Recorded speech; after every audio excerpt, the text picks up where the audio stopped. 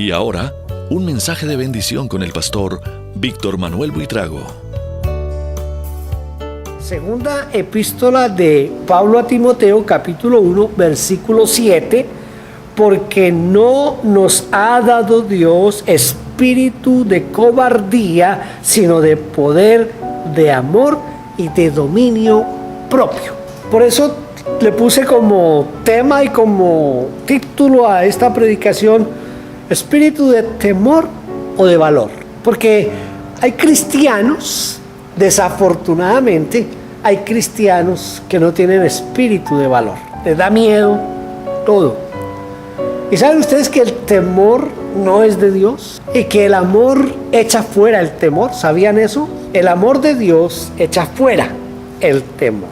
Entonces vamos a hablar hoy sobre tenemos un espíritu de poder. En esta última carta que escribió Pablo, parece que esta es la última, la segunda epístola a Timoteo, la última carta que Pablo escribe estando en la prisión.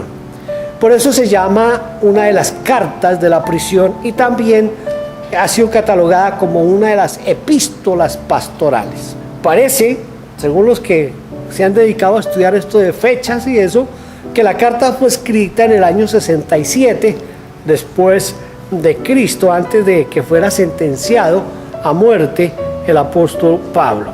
Es una carta muy personal, es una carta muy paternal, pero sobre todo es una carta pastoral. Vamos entonces en esta pequeña introducción, vamos a ver el capítulo 1, vamos a mirar algunas cosas que yo pienso que se pueden resaltar aquí. En primer lugar, la salutación. En el pueblo judío era muy importante las salutaciones. Por eso usted ve que en la Biblia se registra en varias ocasiones las salutaciones. Por ejemplo, una de las salutaciones más famosas, más conocidas en el mundo cristiano, ¿cuál es? La salutación que le hace el arcángel a la Virgen María. Es la salutación más famosa que hay en la Escritura y que es más conocida en el mundo cristiano. Entonces las salutaciones son muy importantes, por eso es importante mirar aquí el saludo que hace Pablo a Timoteo. Timoteo es considerado el mejor amigo, si se puede llamar así, el mejor amigo de Pablo, aunque más que amigo, Pablo lo ve como un hijo en la fe. A mí me llamó la atención, cuando estuve preparando esto, cómo Pablo menciona en estos dos versículos al Señor Jesucristo. Mire cuántas veces lo nombra. Pablo, apóstol de Jesucristo, por la voluntad de Dios, según la promesa de la vida que es en Jesucristo o en Cristo Jesús, a Timoteo, amado hijo, gracia, misericordia y paz de Dios y Padre y de Jesucristo nuestro Señor. Esto nos muestra que para Pablo Jesucristo era lo máximo, era lo más alto, lo más preciado, y el apóstol se considera apóstol de Jesucristo. No era apóstol de acuerdo a lo que se veía en ese tiempo de los 11 o los 12 que después se volvieron a conformar en 12. Pablo era un apóstol especial porque él fue llamado al apostolado tiempo después. Cuando él va camino de Damasco, allí se convierte y es llamado al apostolado. Entonces Pablo considera que el Señor de los apóstoles es Jesucristo. Qué bueno sería que hoy los apóstoles modernos, esos que sufren de apostolitis, reconocieran que Jesucristo es el Señor de ellos. Pero en la práctica y en lo que ellos predican y en la forma en que se comportan, es como si ellos fueran los señores de Jesucristo. Completamente contrario a lo que Pablo está pensando y presentándonos aquí. También Pablo nos dice que la vida está en Cristo Jesús. ¿Por qué tiene significado que Pablo nos diga aquí que la vida está en Cristo Jesús? Tiene un significado grande porque Pablo está próximo a ser sentenciado a muerte. Y alguien que está próximo a morir, que nos hable de la vida, a mí siempre me va a sorprender la forma en que el hermano Luis Palau tomó su enfermedad y en la forma en que él la ha asumido y la forma en que él se la presentó ante el pueblo cristiano. Tengo cáncer, he orado para que Dios me sane, pero si Dios no me sana no hay problema porque tenemos que morirnos algún día, ¿verdad? Y todos hemos predicado de la bendición de estar en la eternidad con Cristo, así que ¿qué más podemos hacer? Esperar la voluntad de Dios. Y le dice a la iglesia siga adelante porque hay que seguir predicando el evangelio. Y vamos a estar muriendo y vamos a estar naciendo, muriendo y naciendo. Tenemos que seguir adelante. Pablo está aquí dándole ánimo a Timoteo, diciéndole que la vida está en Cristo Jesús. Pero hay algo, yo le decía esta mañana a mi hijo, yo iba a quedarme solamente en este versículo para hacer toda la predicación de solo este versículo. Miren lo que dice Pablo. Dice, gracia en el versículo 2, gracia, misericordia y paz de Dios Padre y de Jesucristo nuestro Señor. Con esas tres palabras que aparecen aquí, gracia primero, gracia, misericordia y paz. Esas tres palabras uno puede hacer un sermón completo. La gracia, ¿cuántas cosas podemos hablar de la gracia? De la gracia de Dios y cómo por esa gracia somos salvos, que no lo merecíamos, pero Dios nos quiso salvar por su infinita gracia. La misericordia es la comprensión de Dios hacia nuestras necesidades, hacia lo que somos, y por eso se hizo hombre. Eso es misericordia, se hizo hombre. Dice Filipenses 2, que estando en la condición de Dios, bajó, se hizo hombre, estando en la condición de hombre, bajó y se hizo siervo, y estando en la condición de siervo, bajó más hasta la muerte y muerte de cruz. Eso es misericordia. Y dice paz, esa paz que sobrepasa todo entendimiento. Cuando hemos hecho las paces con Dios, hemos sido perdonados de nuestros pecados, esa paz es inigualable.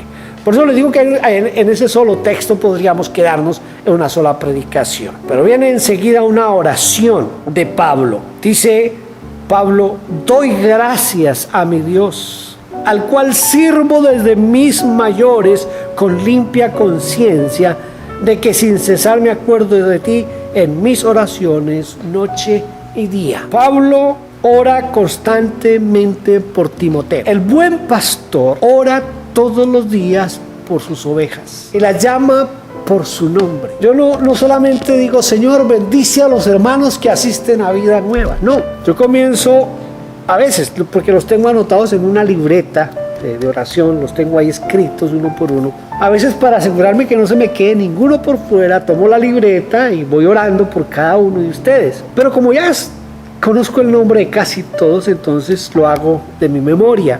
Entonces a veces comienzo a ubicarlos geográficamente. Bueno, Señor, bendice a los hermanos Muñoz, pero yo no digo solamente bendice a los hermanos Muñoz, sino bendice al hermano Ariel, bendice a la hermana Lulú, bendice a Chaem, bendice a Bren. Doy los nombres de cada uno. Entonces ya para me vengo y comienzo desde la Giro para acá. Y oro por todos, porque el buen pastor tiene que orar por sus ovejas y dar gracias a Dios por las ovejas, pedir por las necesidades de las ovejas. Mira, hermano, yo oro y oro por cosas específicas de cada uno de ustedes. Yo oro por cosas específicas. Pablo aquí está orando por Timoteo. A mí me impresiona porque dice Timoteo, le dice Pablo a Timoteo, dice, me acuerdo, oro sin cesar, me acuerdo de ti en mis oraciones noche y día. Todo el tiempo estaba intercediendo por Timoteo. Pablo desea ver a Timoteo, porque sabe que se va a morir y quisiera ver a Timoteo. Quisiera ver a Timoteo antes de partir para la eternidad.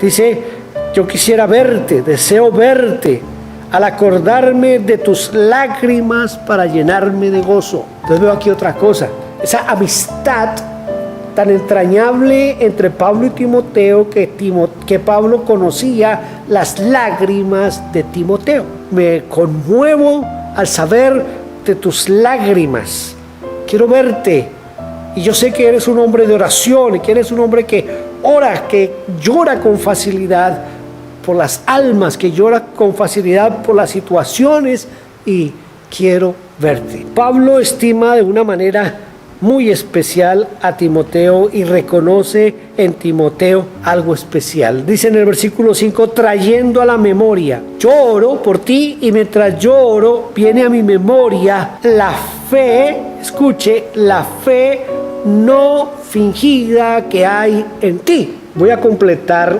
Ahorita, si el Señor no viene antes y si no me muero antes, ahorita en agosto completo 43 años de ser pastor, de ser ministro. A veces me miran y me dicen, 43 años, pues usted se ve jovencitico. Sí, es que yo soy jovencitico, es que comencé bien jovencito el pastorado. En 43 años, hermanos, yo tengo en mi mente algunas personas porque dejaron una huella en mi vida por la forma en que fueron. Pero también he sido pastor de muchos que aparentemente creían en Dios, que aparentemente eran fieles a Dios, pero eran un fraude. Eran un fraude. Muchos de ellos eran lobos disfrazados de ovejas. Y lo triste es que muchos de esos eran los que se creían los más espirituales de la iglesia, y algunos de ellos llegaron a criticarme por la forma en que yo dirigía la iglesia o por la forma en que yo predicaba, por las doctrinas que yo enseñaba, porque ellos creían que eran mejores que yo y que sabían más que yo y que eran más espirituales que yo, pero su vida era una vida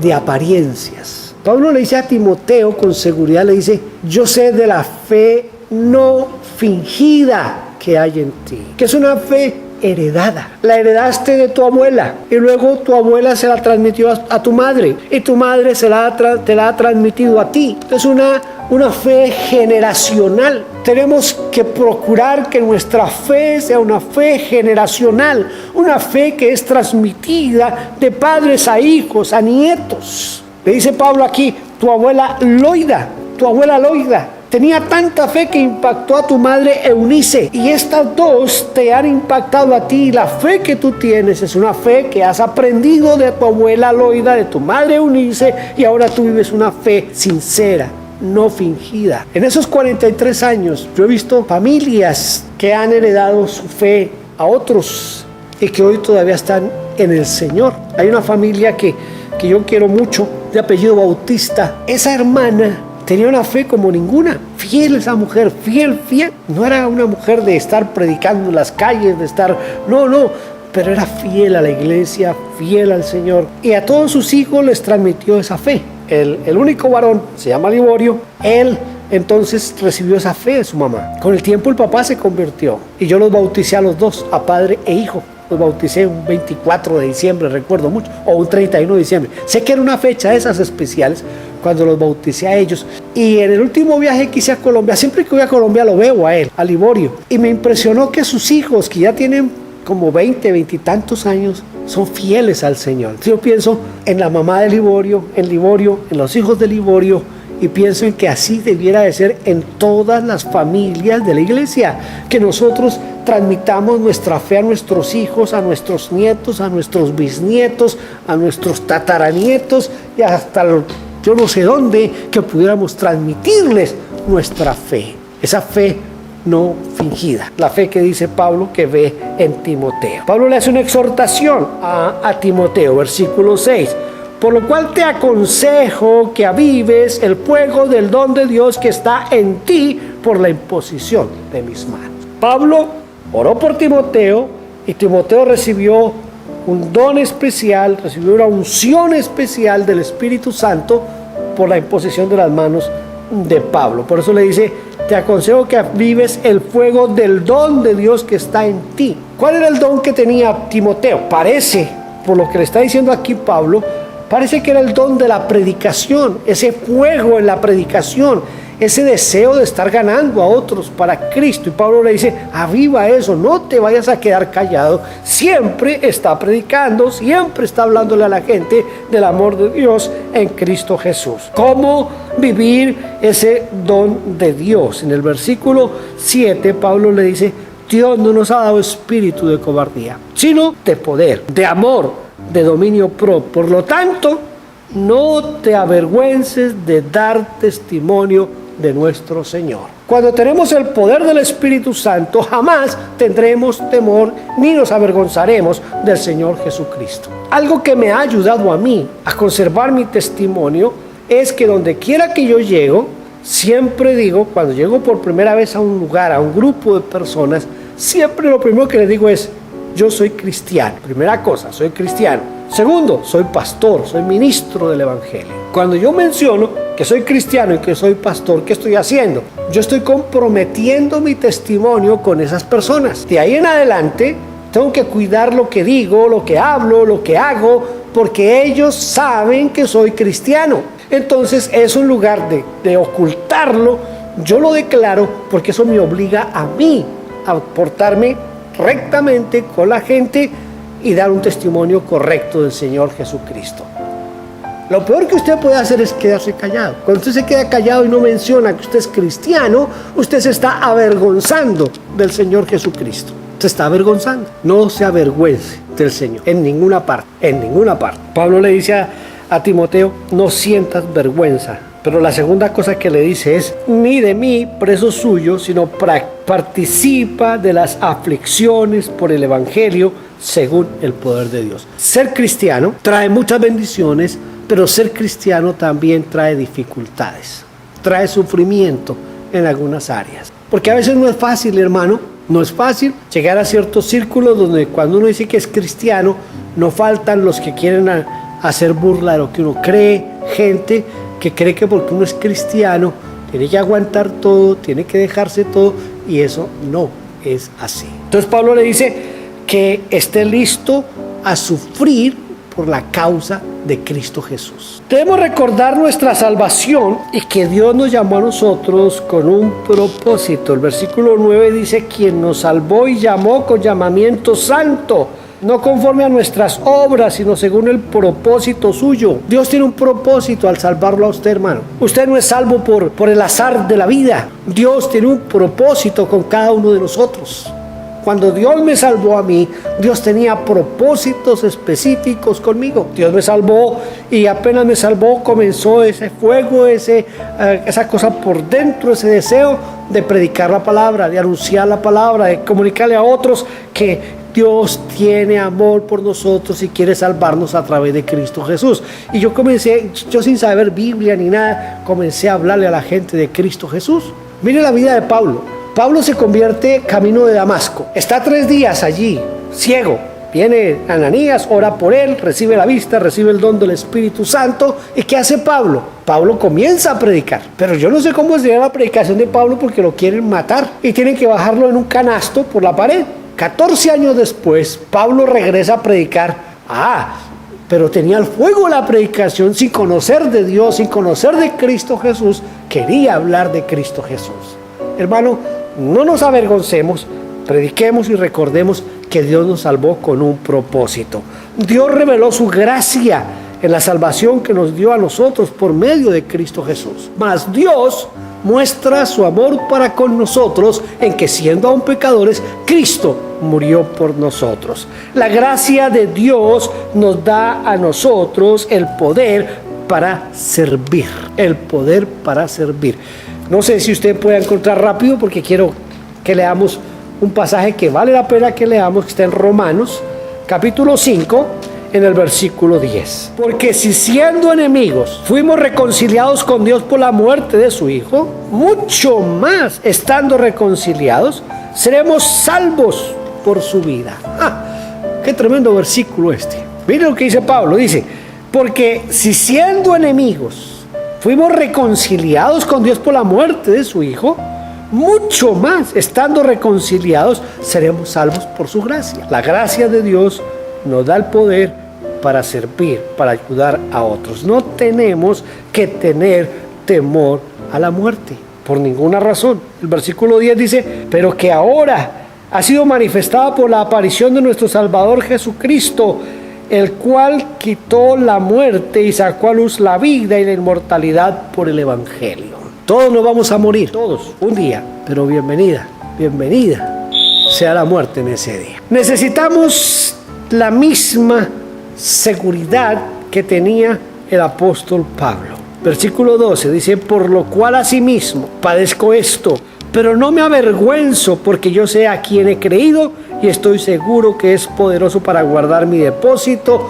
para aquel día. ¿Estamos mal? ¿Estamos enfermos? ¿Estamos en conflicto? ¿Estamos en angustias económicas? ¿Estamos en donde estemos? Dios es fiel y Dios nos va a ayudar hasta el final. Hay unos mandamientos que Pablo le da a Timoteo aquí en este primer capítulo. Versículo 13, retén la forma de las sanas palabras, retén la doctrina, la sana doctrina, lo que yo te he enseñado. Más adelante le dice, no te dejes llevar por fábulas de viejas chismosas. Mira, hermano, cada día aparecen cosas extrañas.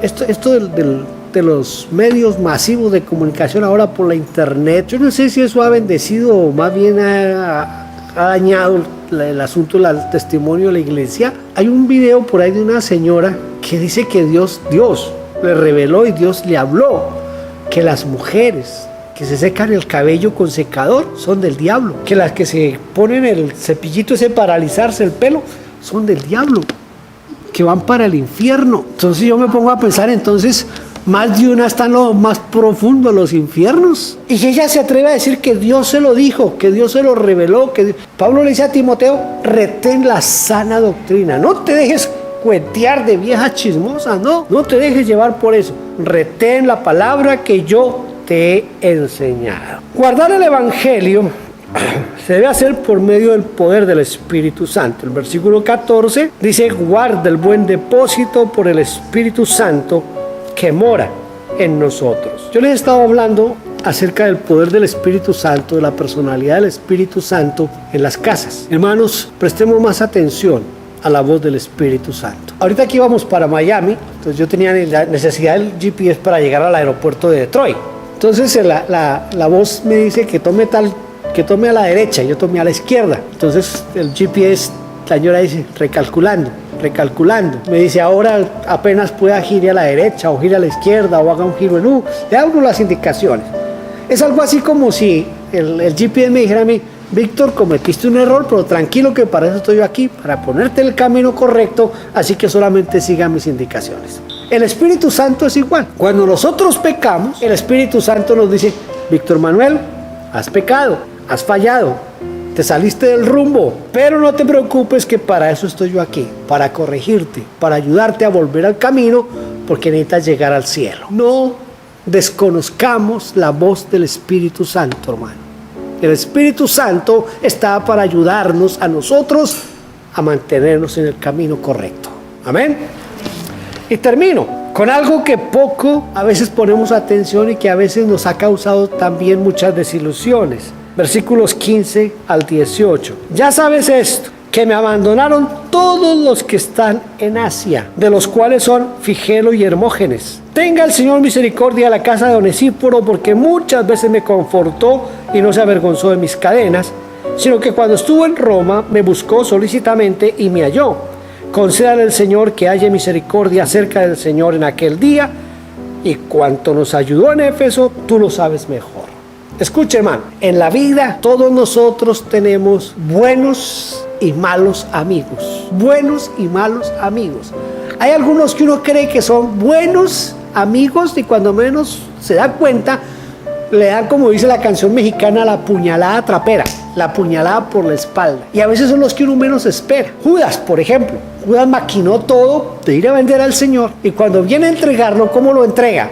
Con un beso. El Señor le dice, amigo, ¿con un beso entregas a tu Señor, a tu Maestro? ¿Cuántas personas nos han traicionado? Pero, gracias a Dios, aquí Pablo menciona a dos, a Figelo y Hermógenes. Se habían presentado como amigos de Pablo, pero al final lo abandonaron y lo dejaron solo. Pero también Pablo reconoce a Onesíforo y dice que Onesíforo muchas veces lo confortó. A mí ha habido familias que me han confortado, personas que me han confortado durante estos 43 años de pastorado.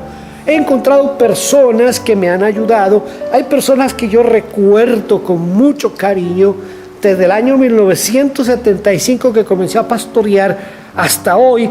En las iglesias que he estado, en cada iglesia hay familias que han marcado mi vida en una forma positiva. Hay otras que la han marcado de una forma negativa. No han faltado por ahí los que le salen a uno con cuentos raros.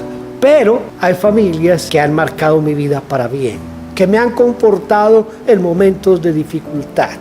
En momentos difíciles han estado ahí para ayudarme. Y yo pudiera mencionarles yo no sé cuántas familias, pero son familias que en un momento dado he sentido su mano de apoyo, he sentido que se interesan por mí, no solamente como su pastor, sino como persona que soy, como su amigo, y me han ayudado y me han sostenido.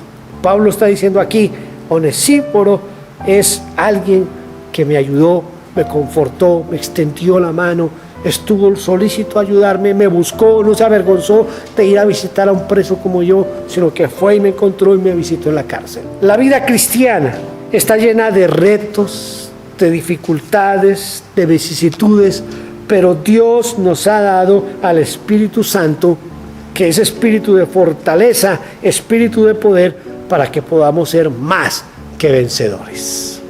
Amén. Padre, te damos gracias en esta tarde y bendecimos tu santo y divino nombre, Señor. Gracias porque podemos confiar en tu gracia, en tu poder, en tu amor.